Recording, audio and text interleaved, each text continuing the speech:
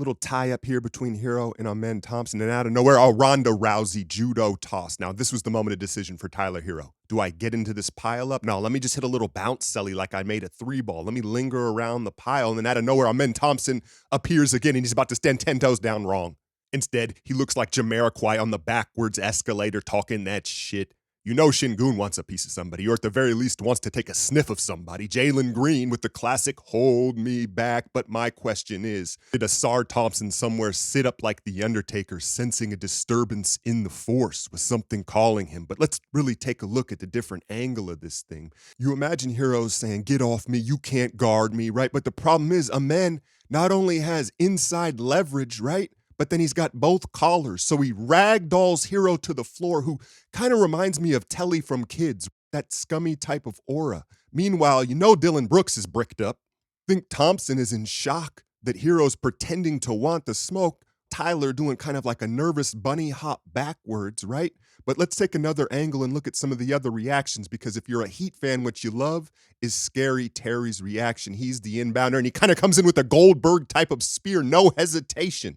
Two of the rougher and tougher teams in the league, and that's what they hang their hat on. And I'm not saying Houston's soft, but I don't know if they're as connected and as ready for this as this Heat culture team is. Obviously, Thompson and Hero get ejected, and then, of course, Ime gets the D-Lo treatment as well. Not the first or last time that will happen. Jokes aside, I like both those players. I like Hero. I like Amen.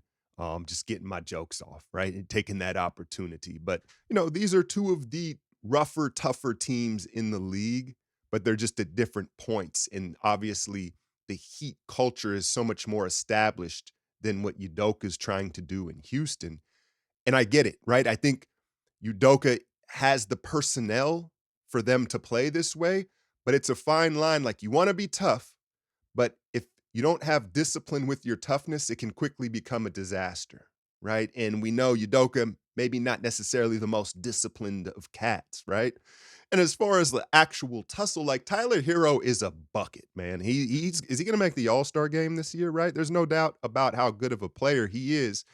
You imagine, he's been to a few cookouts and around the culture. Where's he from? Milwaukee, right? But to me, he probably was protected in high school and wherever he went, as far as like, hey, don't mess with him. Don't make that white boy cold. He cold, like he a bucket, right? Like it was hands off, hands off. Like, people sensed he was gonna make it and get to the league. And the Thompson twins, what I like so much about them is how buttoned up and how serious they are, especially for this generation of player. There's not a lot of sellies, there's not a lot of talking. And what is it's the quiet ones you got to watch, right? Like, it's the ones that don't say much. And then you see how physical they play and how nuclear of athletes they both are. So I don't think we have to have any discussion about what would have happened regardless of the jersey grab or the judo toss. Like, that was a scrap Tyler Herro didn't want, but he's also been in the league long enough, and he's part of this Heat culture, right? You saw Terry Rozier with the Goldberg spear from the sidelines. Like, both teams were riding for their guys, but I think Miami, again, is just more, not even in just basketball, but just as a culture and in these dust-ups, is more experienced. Wouldn't have mind to see Jimmy Butler and what his reaction would have been out there. No UD on their bench anymore.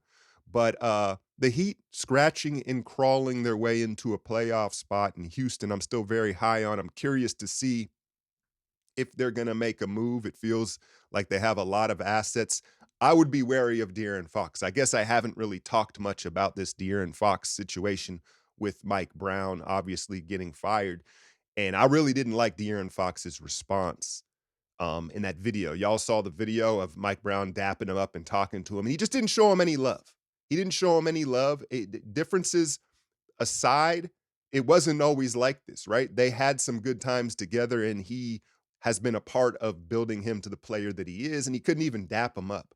And to me, just reading his body language, his post-game comments, De'Aaron Fox is just not who we want him to be as far as a basketball a leader, right? He's a baby boy.